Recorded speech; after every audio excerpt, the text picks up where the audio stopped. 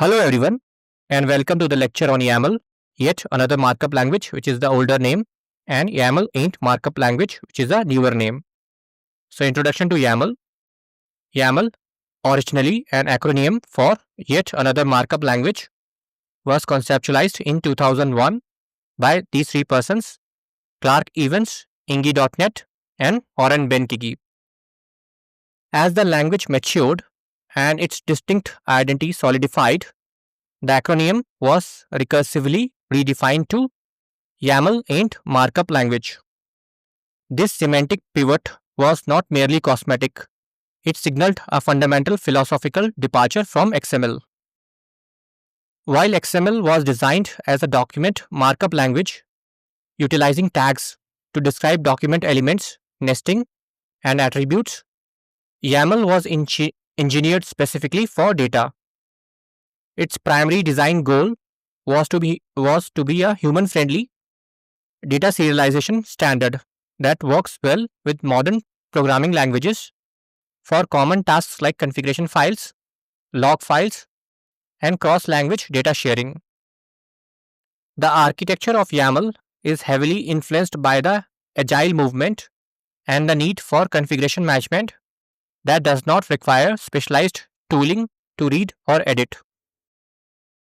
Unlike XML, which is verbose and visually cluttered with angled brackets, or JSON, which requires strict closures of braces and brackets, YAML prioritizes visual clarity.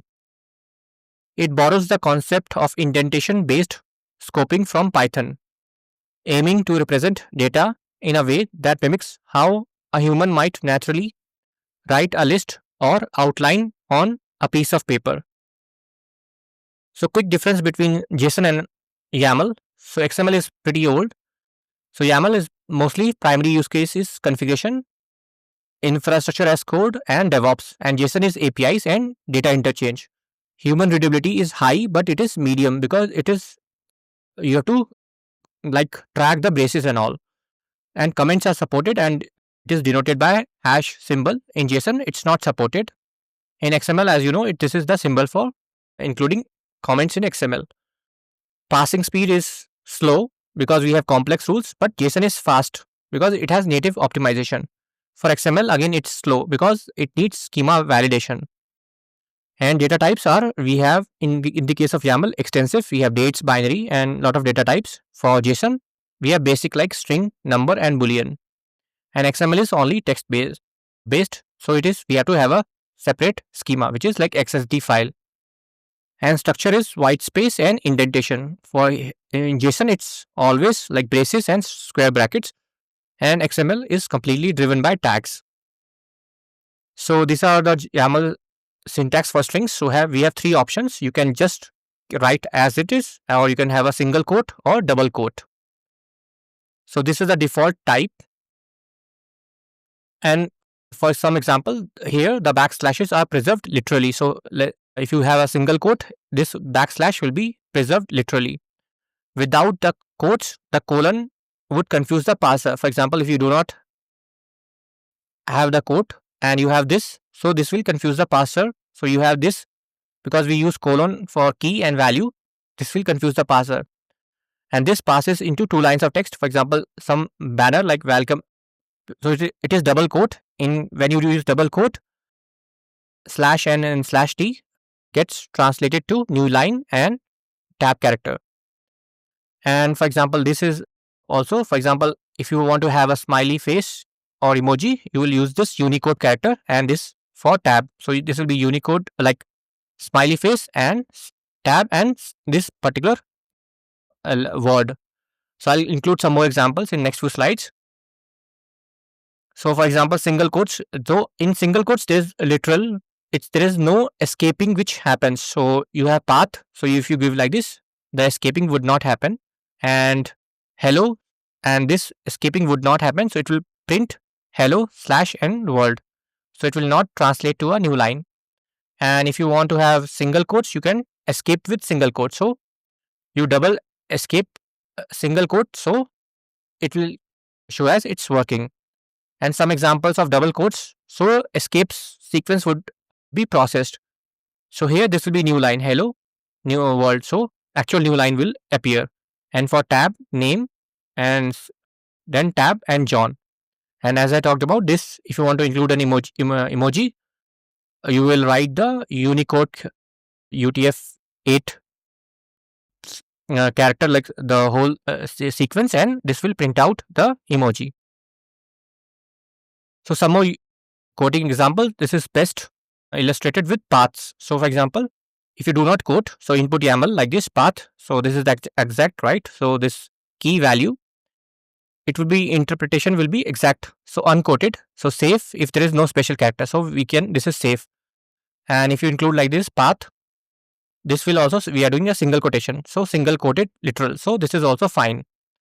And then you have double quotes, and this requires escaping. So that's why we have to have double.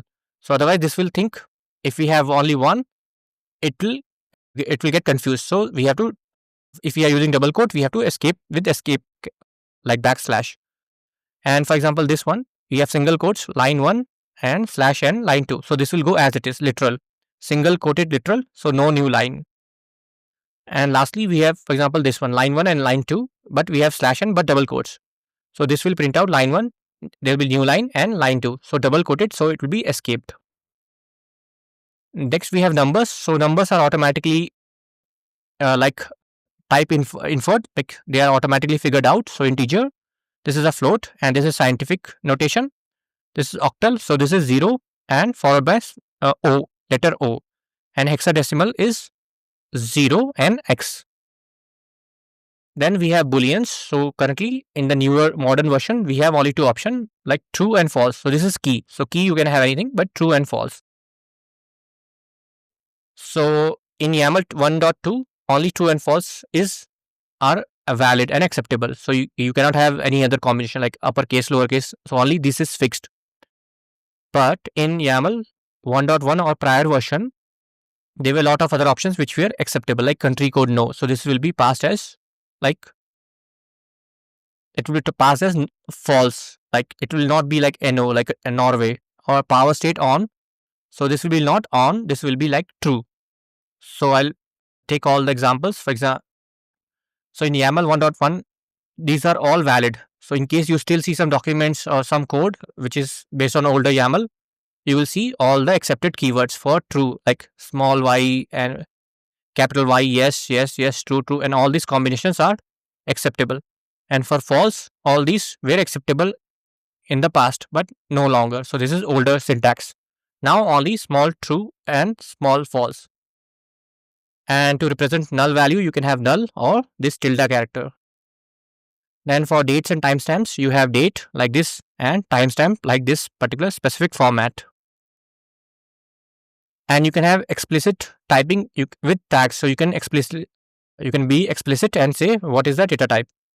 So here, for example, country. So this is how you will have a double exclamation mark and string, and this is the actual value. So this is just specifying that this is no. So country no. So this is, for example, this solves the Norway problem. So in the older syntax, for example, 1.1, if this is encountered, it will be like false. But we are saying no, this is not false. This is string, and this is the country code. And if you want to specify integer, double exclamation integer and whatever. So this will be, instead of being like translated into string, this will be translated into integer. Same, this without this will be integer, but we are saying this should be float. And binary, we are specifying by binary type. Then we have the sequences. So this is the ordered list. So this is like a list or array, right? So for example, you have operating systems, and this is the key, and in the next line you have this dash. So this is the array or a list. So Linux, Windows and macOS. Here we are keeping two spaces. So we don't use tab characters, we only use spaces. And general understanding is like indentation is done using two spaces. So this is the key, this is the value. You can have this, this is also valid. So you can have operating systems key, and you may, if you want to omit, you can omit. Also, this will still be key and value. So both are valid. So some people prefer this style and some people prefer this style. Then we have mappings. So you can call either dictionaries, maps, or objects, whichever you feel comfortable. So map is basically a data structure. So you have, let's say, this user is the key and this whole thing is the value. And this is again nested. So in this, you have primitive type like string, job, born, and contact. This is again an data structure. So contact, and again this has email, phone, and for the same user, we have skills, which is like array, again a list. Then one more example, let's say containers. So this is also a data structure. So this is also a map or a dictionary. So this key has these two lists, and this is again a complex data structure. So name, so this array, this whole thing will be like this: name, image, ports. So it has two values, a list. So this is first object, and this is the second object: name, backend, image, and the ports. Next is the literal block scalar. So this is denoted by this pipe character. The pipe character introduces a literal block, and in this mode, the data is interpreted exactly as it is written, preserving all new lines and indentation relative to the block. This is the standard choice for embedding code scripts, configuration files, or binary data where line breaks are syntactically significant. So this is a script, right? So we have to have line breaks, and this is a bash script. So this is how it will be literally taken as it is.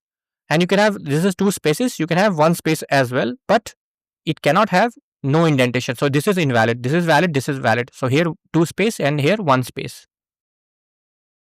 Then we have something called as folded block scalar. So before we have the pipe symbol, now we have this right angled bracket.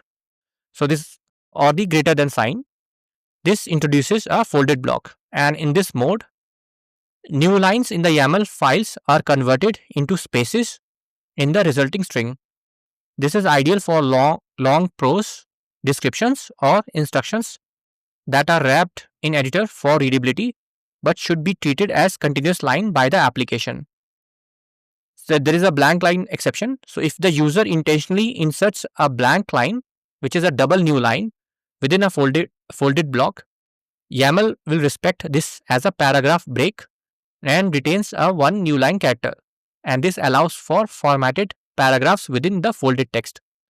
So here this is the whole description, and this will go in one line, but for readability purpose, we are keeping it like this. And this is SQL query, so this will go in one. But if you want to force it, so you have to have two.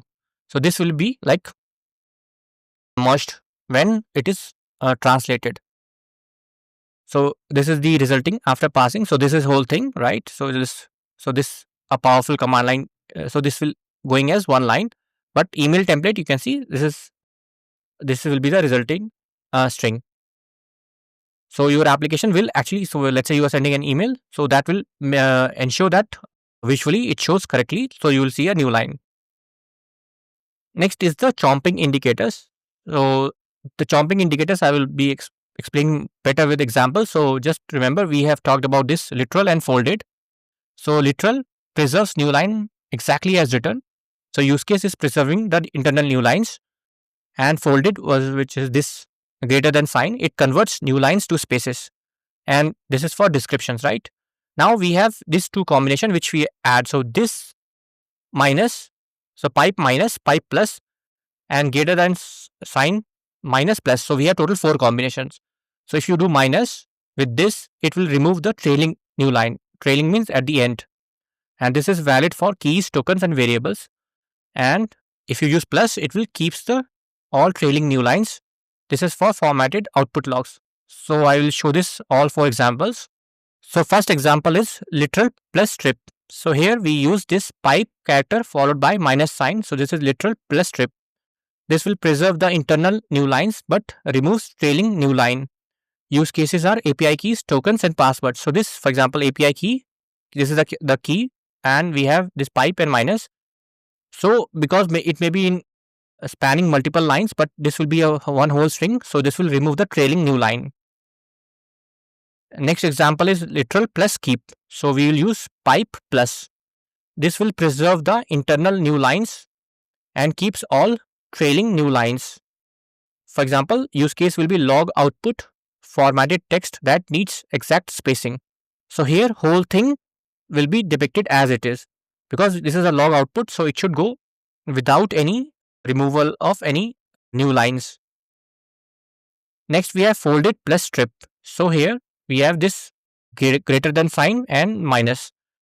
So this will folds new lines to spaces, removes trailing new line. So use case is the long descriptions, error messages in configs. So this whole thing, for example, error message, so this will be appended. So this new line will be space. So just basically /n will become space character. So this will be a one whole sentence. And we have this folded plus keep, again greater than sign plus. So this will fold new lines to spaces. And this keeps trailing new lines. So use case paragraphs that need blank line separation. So here this whole thing will become one line. So we are explicitly having one, so that we are just keeping. But so a final resulting output will be thank you for your purchase and this string whole thing.